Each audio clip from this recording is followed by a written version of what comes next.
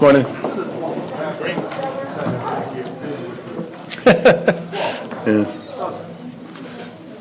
I'm not sure what that says about you or me. Yeah. So good afternoon. It's great to be here at the vaccination clinic at the Oceanside Event Center here in Revere. I do want to say hello to the mayor. It's nice to see you. Long time no see.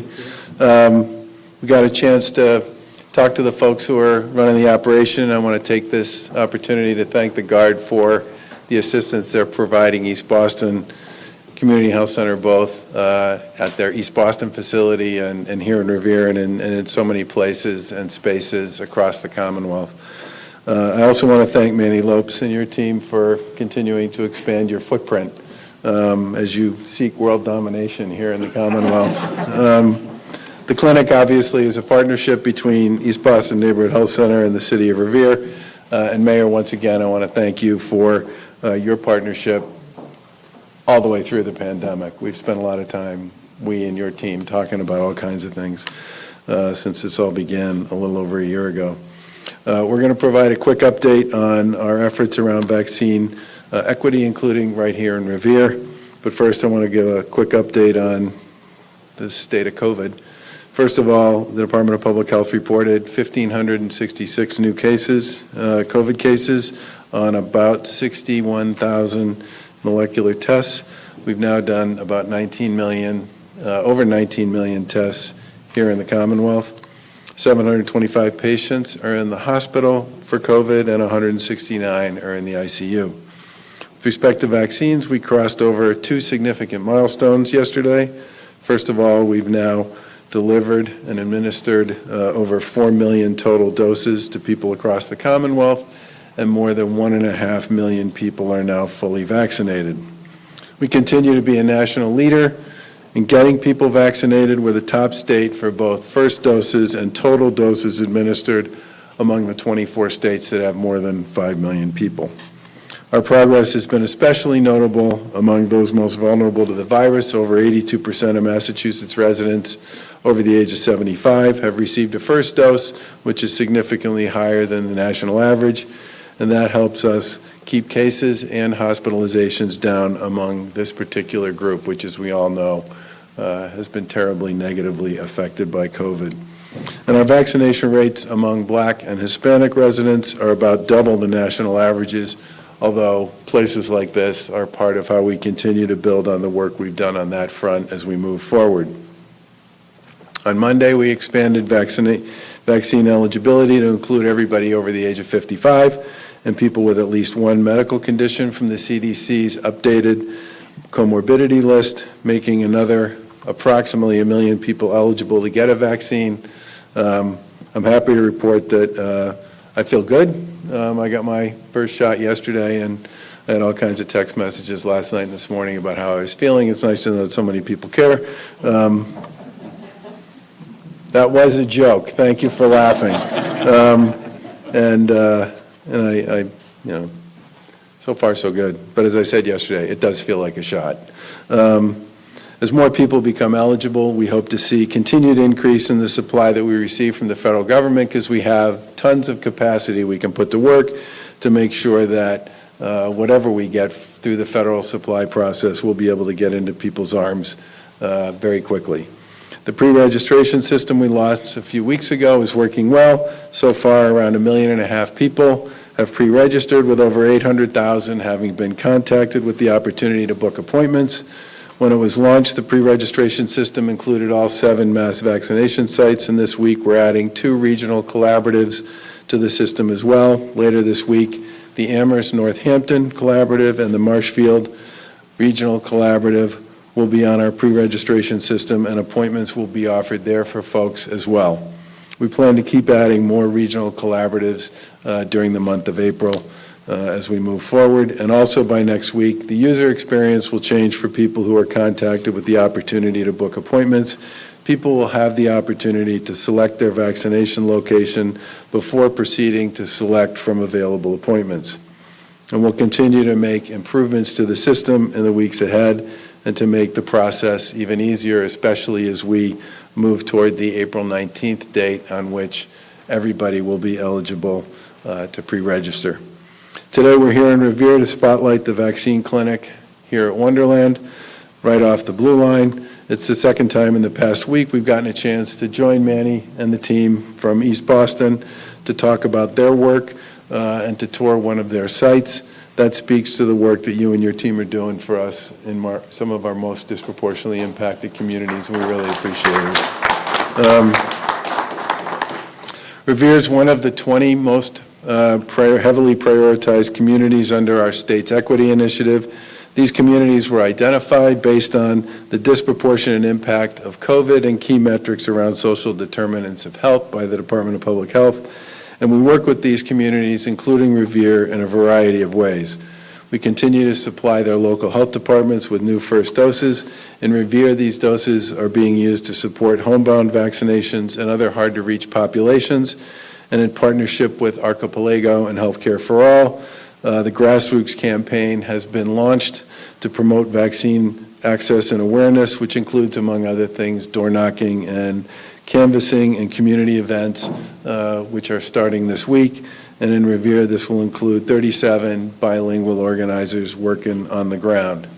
Each community has a designated community liaison from the Department of Public Health to work with the local board to help support the vaccine rollout and to do whatever we need to do to help the folks locally both message and make vaccines available to folks.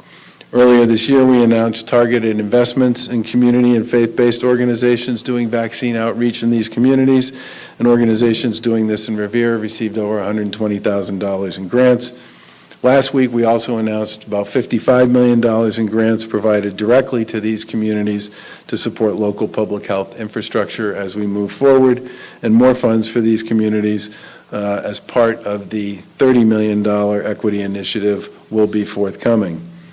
Revere is being prioritized for mobile vaccination clinics as part of our partnership with FEMA. This enables us to leverage some of the 6,000 additional doses that we receive every day through the FEMA partnership for hard-hit nearby communities. And these pop-up clinics will be set up in easy-to-access locations based on what works best in each community. There are grassroots teams that will work with community members to help people book appointments at those sites. And these are in addition to the mobile clinics that the city is coordinating here in Revere already. In a minute, the mayor will probably talk a little more about the work that the city's doing to get their residents vaccinated in partnership with the Commonwealth and many other organizations here in the city. We're grateful for the chance to work with committed local leaders like Mayor Arrigo in these prioritized communities.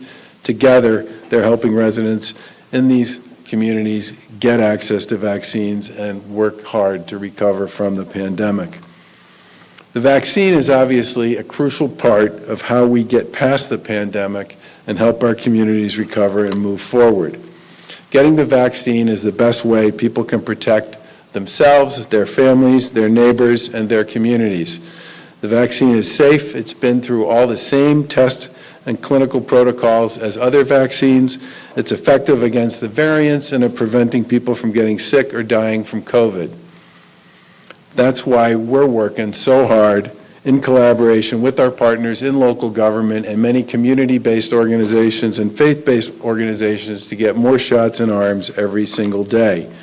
I can't emphasize how important it is for people to sign up when they're eligible and to get vaccinated when it's their turn. It is in some respects one of the most important things we can all do to get back to what we might describe as the normal we used to know before the pandemic. And with that, I will turn it over to Mayor Arrigo.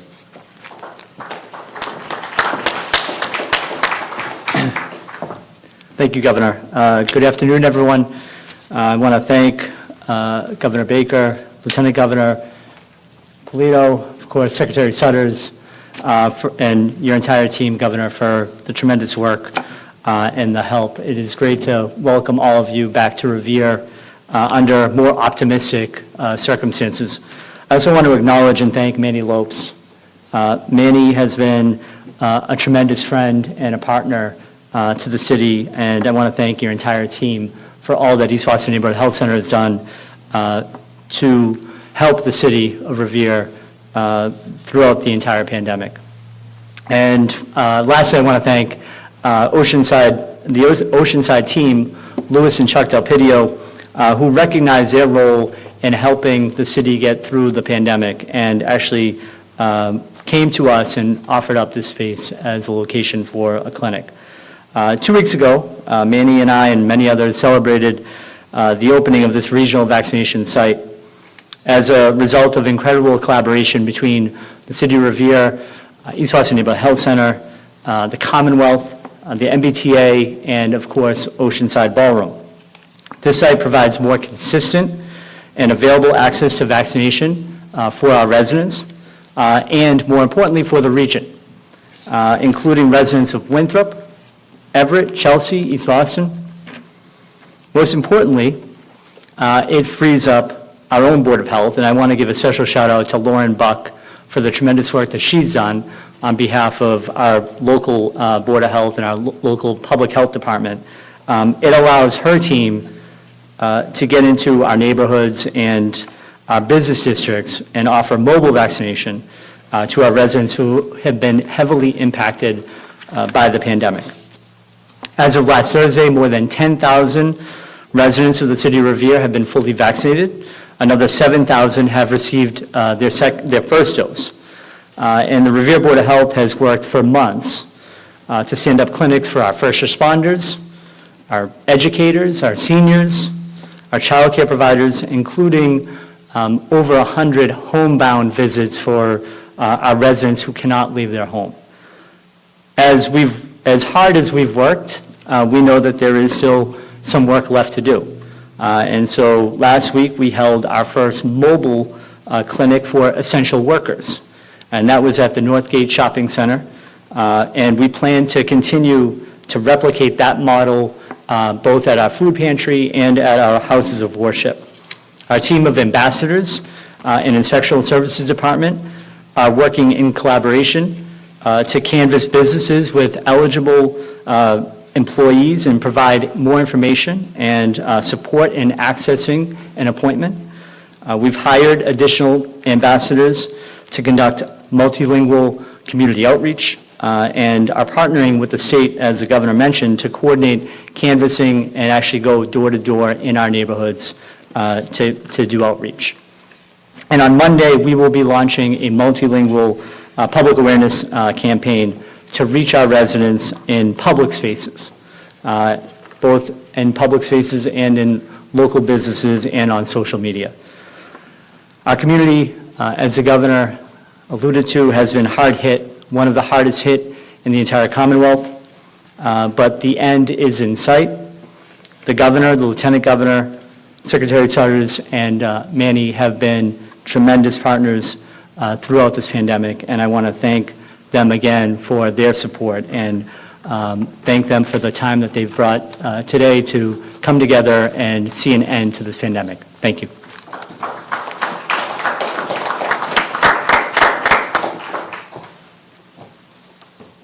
Thank you, Mayor Rigo. Thank you again, Governor Baker, Lieutenant Governor Polito, and Secretary Sutters, and my good friend, Senator Boncory, and our newest state rep, Jeff Turco. Once again, I just want to express my great appreciation for the state's support and resources that they've provided to make this site possible. Mayor Rigo and the City of Revere, thank you again for your partnership as we work together to find the most ideal site for this community.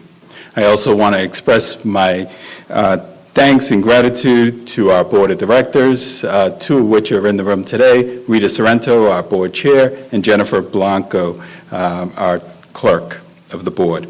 And as the Mayor mentioned, the team here at Oceanside Event Center for making this space available to us. And then finally, I just want to once again express my thanks and gratitude for the East Boston Neighborhood Health Center staff who have been on the front lines for 13 months fighting for our communities. You are truly my hero. And as the governor mentioned, the National Guard, who has been with us since the beginning and the opening of this site here, they are now officially members of the East Boston Neighborhood Health Center extended family.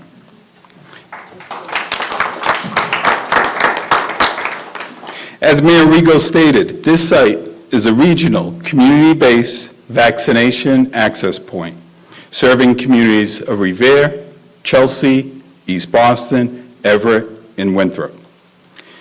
East Boston Neighborhood Health Center operates 4 vaccine sites, and this is the largest in our network, representing 1/3 of the health center's vaccines capacity, which means over 2,000 doses per week. But it's not just about what this site affords to the community in terms of capacity, it's also where. When we think about equity in vaccine distribution, sometimes it's about location, location, location.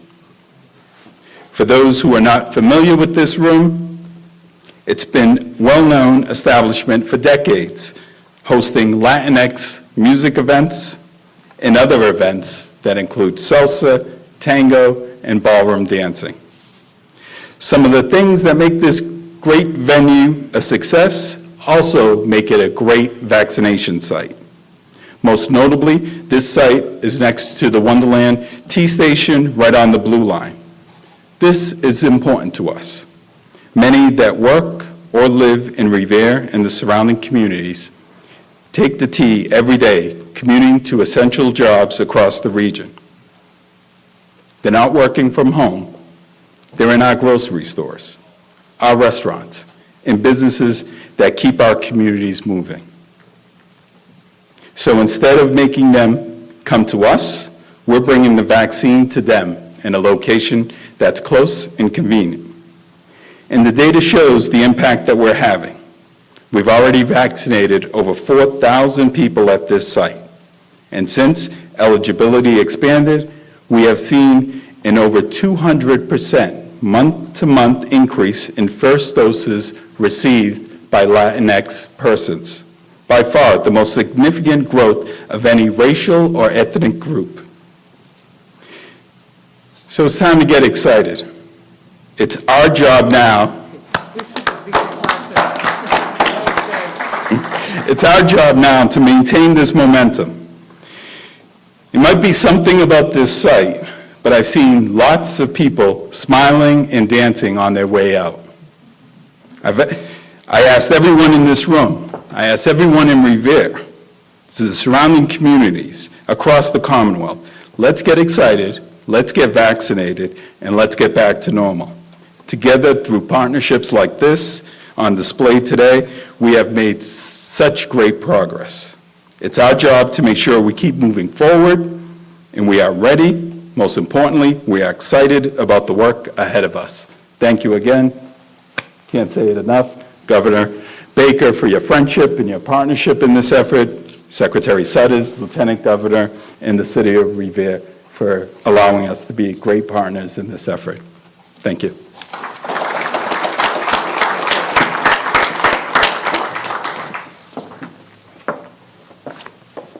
Representative Turco, you want to just take care of some business today? Okay. Questions? Governor, I want to get your thoughts on sort of generally vaccine task force. We're hearing about New York rolling out the Excelsior Pass. Are there any plans for Massachusetts to do something similar? And are you still thinking maybe not mandating the vaccine for state workers? We've said for a while that our primary focus is on getting people vaccinated, and I think it's perfectly appropriate for people to have conversations about some of these other issues, but I don't want them to distract from the goal that remains in front of all of us. I mean, we've vaccinated, fully vaccinated 1.5 million people in Massachusetts, which is a great thing, and we focused in particular on very particular populations to begin with, but, you know, to get to where we're going to be trying to get to here, we're talking about trying to vaccinate 5.5 million people. So there's a ton of work left to do here, and I really think the focus for us and for the Commonwealth generally should be on getting everybody who wants to get vaccinated as quickly as we possibly can. There's plenty of time to talk about some of this other stuff. So is there any plan at all? No. No. Nothing like what New York has? No. I want to vaccinate people. Let's get people vaccinated.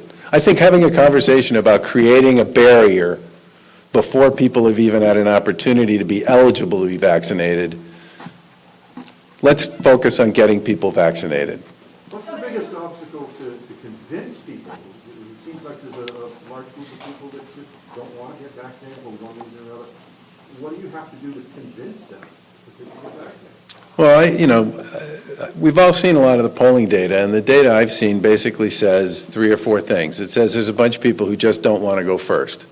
They haven't said no, they just don't want to go first. And my hope is more people in their community, whatever their community might be, get vaccinated. They'll look them up and down, realize that, it's okay, and they'll come out and get vaccinated.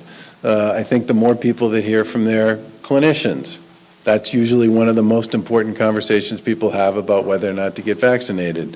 People will choose to get vaccinated. I think the third thing is, does it work? And the overwhelming evidence here in Massachusetts and everywhere else is people who are fully vaccinated and those folks who are part of the communities that we focused on straight out of the gate back in December have shown a remarkable reduction in both case counts and hospitalizations as a result of that. And the fourth, I think, is a more challenging piece, which is, trying to get the vaccine to people where they are. And we've talked a lot about this, especially when I've talked about the lack of availability with the J&J vaccine. It doesn't require the deep freeze. It doesn't require all the issues around prep. It doesn't require all the issues around storage. And it is a one dose. So as a tool in the toolbox to do heavy-duty mobility vaccinating, particularly with populations and in communities and neighborhoods where people can't get to wherever the vaccine is, that's a big opportunity. And I really do hope that as we move forward, we see more and more J&J in the mix. It is to go to senior centers and community centers and housing projects and all these places where a one-dose solution would actually be the sort of thing you could almost create a little bit of a rally around in those communities and in those particular places and spaces is very real, but it's really hard to do that. We are doing mobility work with the Pfizer stuff, and Moderna, but it's way more complicated. And to really scale that, the J&J piece could be a huge part of the answer there. Governor, you've been proud of the efficiency of the vaccination, especially more toward the last few months. I've talked a little bit with CIC about they have an intention or a plan to do a drive-in at Gillette, maybe once you hit 16 plus and everyone's going to get it. Is that something you're looking at? I think, tell me how much supply I have, okay? The biggest question mark with respect to how broad everybody can go on this is ultimately going to come down to supply. Now, the feds have made really clear that they view the retail pharmacy channel as the primary channel from their point of view with respect to geographic distribution. I mean, when they talk about on April 19th getting to the point where it's open for everybody should be open and eligible, which we think is great since we picked that day too. I'm glad they followed our lead. The big thing they say is by then, everybody in America will be within 5 miles of a site. And a huge part of the way they think about that is driven 100% by the pharmacy, the retail pharmacy rollout.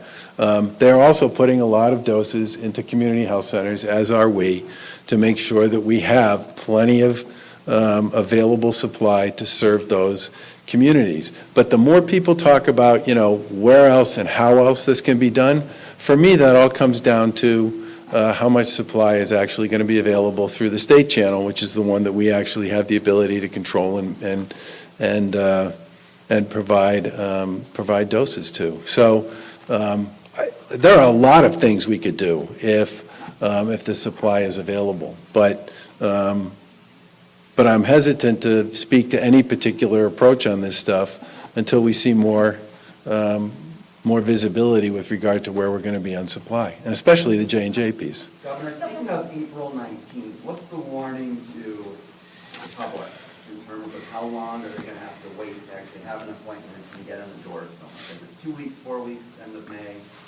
You know, I think I keep coming back to this issue around supply, and I know it sounds like a broken record, but we have the capacity right now in Massachusetts with the current infrastructure we have to probably double or even triple the number of doses we do. So if you think about the fact that we currently do somewhere around 60 to 90,000 doses a day, depending upon the day, I want you to think about the fact that right now, without adding a single additional, site in our current network, we could probably do double or triple that. So if the supply is there, our ability to vaccinate, and now tell me how much J&J we have, right? If Johnson & Johnson actually becomes one dose, if that becomes a big part of the distribution channel, think about the difference. And I've said this many times. I'm so grateful to Pfizer and Moderna for being there in December. But it's a 2-dose process, and it probably takes 6 weeks all in for somebody to get fully vaccinated. The Johnson & Johnson one is 1 dose in 2 weeks.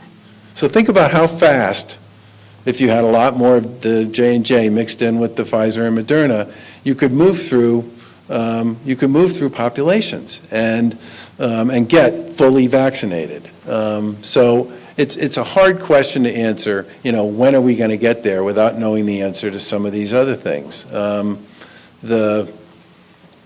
I think by April 19th, I'm hoping we'll get more guidance from the feds about what they think the month of May is going to look like, because obviously that will be in many ways the first real opportunity we'll all have to vaccinate a population that's completely eligible. And that reminds me, a quick note on everybody becoming eligible on the 19th of April. If you are over the age of 65, if you're over the age of 55, I think it'd be great if you sign up, pre-register, get an appointment, and get vaccinated now that it's your turn. Because you are, based on all the data associated with vulnerable populations, among the most at risk when it comes to dealing with COVID. And I think it's really, we're thrilled that we're over 80% with that population. We're above the national average, but that still means there's a bunch of folks who are quite elderly who haven't signed up yet. I'm sure we'll find some of them with the homebound programming we're doing. I'm sure we'll find some of them in some of the work we're doing in congregate care facilities. But if you're one of those older folks, I really recommend you sign up and get vaccinated. Governor, what's your reaction? Let me just- What's your reaction to people sort of quote unquote cutting the line, saying they have an illness or they've had some sort of a connection in a health center and they've been able to sort of jump the line and get a vaccine? Well, I didn't jump the line. I think there's a reason why we have a process here. And I've had a number of people say to me, well, a lot of other states, everybody's eligible. Well, most of the states where everybody's eligible, we vaccinated a greater portion of our population than they have. It's just that we vaccinated more of what I consider to be the folks who are most at risk to suffer hospitalization or worse when it comes to COVID. So I think and I think people have been incredibly good about following the rules all the way from the beginning here in Massachusetts. People have been great about following the rules. There are always going to be some people who, for whatever reason, don't. And the one thing I would say about the vaccine program is it is a limited supply program, which is one of the reasons why we have criteria in the first place. And if you cut the line and you're not eligible, you're basically taking a vaccine away from somebody who probably is vulnerable and probably ought to get the vaccine before you do, and I would prefer that people not do it. There has not been very much of that since the beginning of this, and I think that in some respects is a tribute to both the provider community that's doing the vaccinating as well as the people in Massachusetts who, as I've said, for the most part, follow the rules. But if you do that, you're cutting in front of somebody who probably is part of a population that really needs to get vaccinated. Last question. On J&J, and the last week it was sort of a question mark as to whether, how much more in Massachusetts is going to be getting as a result of this. I think it's a pretty small number, isn't it? Have they told you how many you can expect after that 100,000? I think it's like 18 or 12, isn't it? 12,000 and 4,000 the next 2 weeks. Governor, have you heard about? Which is part of why it's hard for me to answer your question and your question, because J&J is a perfect solution for both of those. Governor, have you heard anything about, we've heard about a glitch in the pre-registration system for 16, 17-year-olds with a comorbidity, and it's emails are getting back to them saying you have to be 18 and over. Have you heard anything about that? I haven't, you can look into it. Emails on it. Okay. And could the mayor, we could talk a little bit Yeah. more about the mobile vaccination program? This is part of FEMA. So, There's two of them. yeah, we actually started homebound vaccinations several weeks ago, and that was in collaboration with our Board of Health, local Department of Health, and our fire department, and I believe Cataldo Ambulance. They went out as a group, and we were able to identify the population through our call center and reaching out to residents who maybe we knew couldn't get out of the house. So we've been doing that for several weeks, and we've partnered up with the state to continue to do mobile vaccinations. And do you feel like, this is kind of a game changer for your community? How do you feel about this? What kind of a difference will you think this makes? We talked to you all year Right. long about how Revere is always in the red. Right. What kind of a difference will this make? Every shot that gets in an arm makes a difference, right? And however we do that, whether it be pop-up vaccination clinics at Northgate Shopping Center, where we're able to get a whole bunch of essential employees vaccinated, or go into somebody's house. Obviously, it's a little bit time-consuming, right? But we want to do everything, and every shot that we are able to administer makes a difference. So we're going to continue to do everything we can to get as many shots in the arms of our residents. Thanks, everyone. Governor, just before the quick thing, Lance was more another activity, just your thoughts on that. Is that going to be a problem down there? My understanding is the feds, which oversee the finished facility, are looking into that, and they did report the release to the folks at the state level, and we'll certainly follow up with the feds on it. Is there anything they can do, because they are still operating after, this is now the third time that it's happening? Like I said, at this point, it's a federally regulated operating facility, but they did notify us as they are required to do, and we'll certainly follow up with the feds with respect to what their plans are to deal with this going forward. Thanks, guys. Thanks, guys. Thank you.